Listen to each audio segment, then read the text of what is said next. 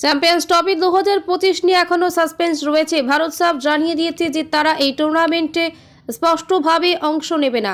এদিকে আবার পুরো বিষয়টিতে হস্তক্ষেপ করেছে আন্তর্জাতিক ক্রিকেট কাউন্সিল। সূত্রের মতে আইসিসি নির্বাহী বোর্ডের সদস্যরা আর্থিক প্রণোদনার প্রতিশ্রুতিতে আগামী বছরে চ্যাম্পিয়ন্স ট্রফির জন্য হাইব্রিড মডেল গ্রহণ করতে পাকিস্তান ক্রিকেট বোর্ডকে বোঝানোর চেষ্টা করছেন। এই টুর্নামেন্টের সূচি এখনও ঘোষণা করা হয়নি, কারণ এই বড় ইভেন্টে পাকিস্তান যেতে না পারার কথা ভারত আইসিসিকে জানিয়েছে। এই জটিল সমস্যার সমাধান খুঁজতে আজ তার কার্যনির্বাহী বোর্ডের সভা ডাকছে। একজন অভ্যন্তরীণ ব্যক্তি পিটিআইকে বলেছেন, পিসিবি হাইব্রিড মডেলের অধীনে ইভেন্টটি আয়োজন করতে প্রস্তুত নয়, তাই এখন এই অচল অবস্থা শেষ করতে তাদের অতিরিক্ত আর্থিক দেওয়া হতে পারে।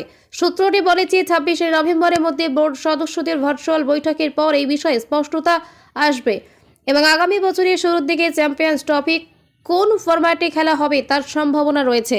এই বিষয়ে পরিস্থিতি পরিষ্কার হবে। সূত্রটি আরও জানিয়েছে যে ভারত যোগ্যতা অর্জন করলে পিসিবিকে ভারতকে সংযুক্ত আরব আমিরাতে তার ম্যাচগুলো খেলতে দেওয়ার জন্য অতিরিক্ত আর্থিক প্রণোদনা গ্রহণ করতে বলা হচ্ছে। এছাড়া দুবাইতে হতে পারে ফাইনাল। বর্তমানে পাকিস্তান হাইব্রিড মডেলের বিরোধিতা করছে। ভারত যদি পাকিস্তানে খেলতে প্রস্তুত না হয় তবে সেটা তাদের সমস্যা, কারণ বাকি 6টি দেশের পাকিস্তানে খেলতে কোনো সমস্যা নেই। আরেকটি সূত্র জানিয়েছে পিসিবিও জোর দিচ্ছে যে হাইব্রিড মডেলে রাজি হলেও গ্রুপ পর্যায়ের ম্যাচ এবং পাকিস্তান ও ভারতের মধ্যে ফাইনাল সূত্র শুধুমাত্র লাহোরই হওয়া উচিত।